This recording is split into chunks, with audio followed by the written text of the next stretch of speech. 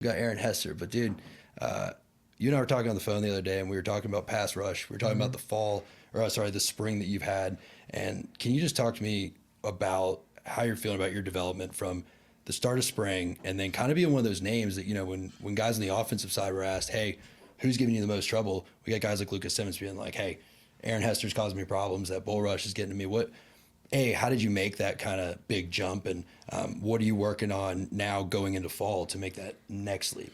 Yeah, so I feel like this spring was really important for me, my development. So, obviously, I got that underneath strength. I can get underneath the pad. So I was like, I'll bull rush, and moving forward, I want to work off the bull rush, maybe a stab club, maybe a bull jerk off, and something like that. So that's what I want to do, and just keep getting better at that and keep expanding my game, stuff like that.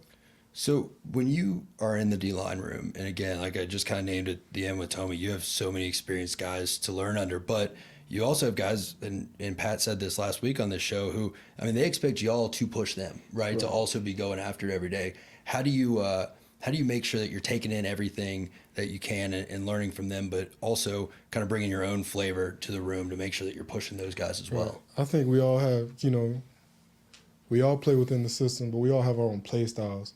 So, if somebody does something good, you look at that, kind of apply your body type, your play style to it, and say, I can do that, but I'm going to do this. It helps me, play a certain way and really play to your strengths, because that's really important in college ball. Everybody's a little bit different, so especially with different body types, length, strength, all different types of stuff.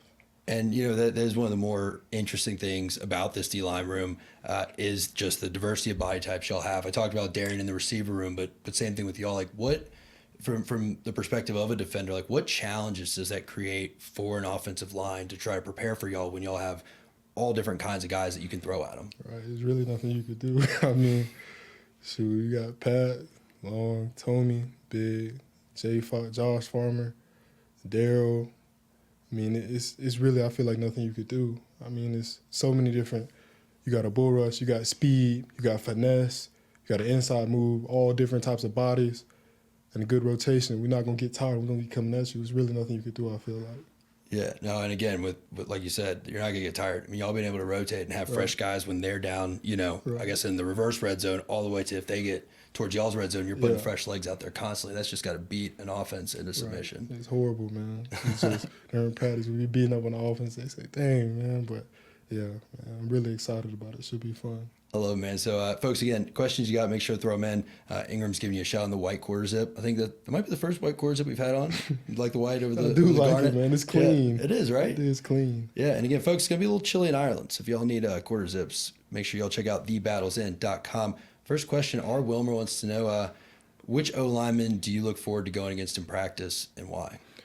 I really look forward to going in August. I really look forward to going against Darius Washington. Okay. Darius is so versatile.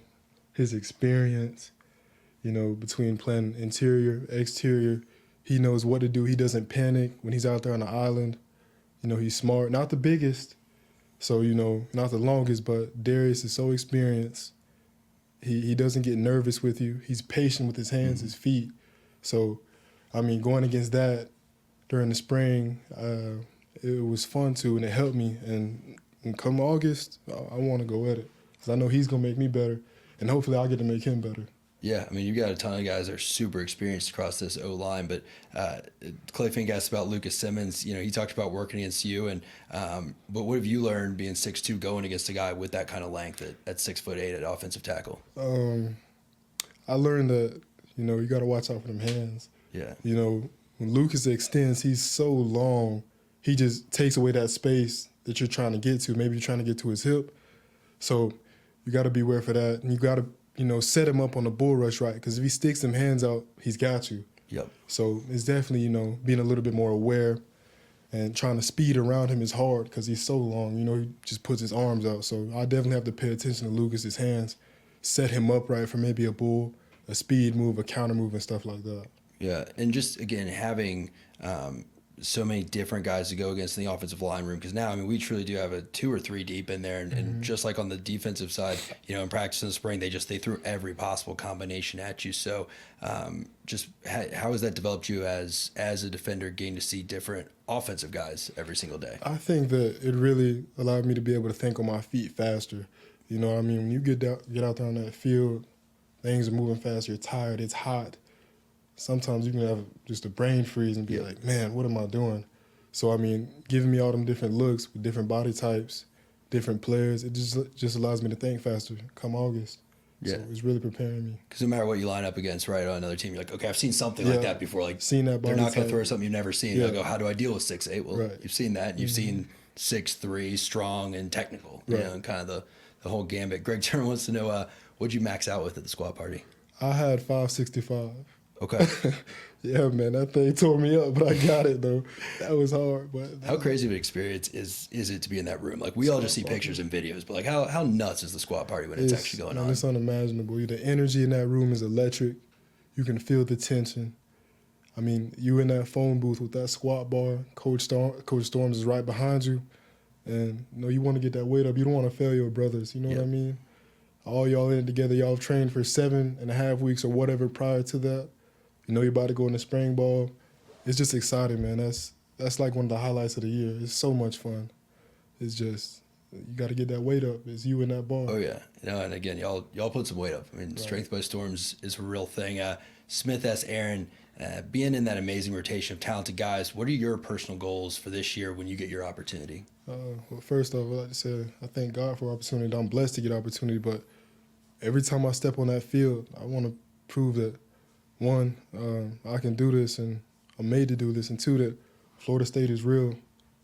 Despite what we lost last year, we don't rebuild, we reload. Yep. So I'm ready, and as soon as I get my opportunity, every chance that I get, I want to prove the type of player that I am. So I'll be ready. We're looking forward to it, man. Justin Polk wants to know, who's your favorite NFL D lineman, past or present? Man, I'd have to say probably Von Miller. Between the way he's not the biggest, so I kind of compare myself to that. Between all his pass rush moves, the finesse, knowing when to bull, knowing, I don't know, it's like, I can't see the dude lose. Kind of having like an instinct. He knows for what to do. what's The coming at him. instinct, the natural instinct is definitely Von Miller. Definitely. Yeah. That's not a bad guy to model a game after either. Not at all, man. Maybe you don't have to own like the chickens on the side. I know he does that whole thing with that going on. But hell of a guy to model the game after. Varnell asks, who are the top 4 fastest defensive linemen? Oh, man, if you ask me this question, I know Josh Farmer's going to say he's the fastest. He says that every day. But I'll put him up there. I'll say Pat,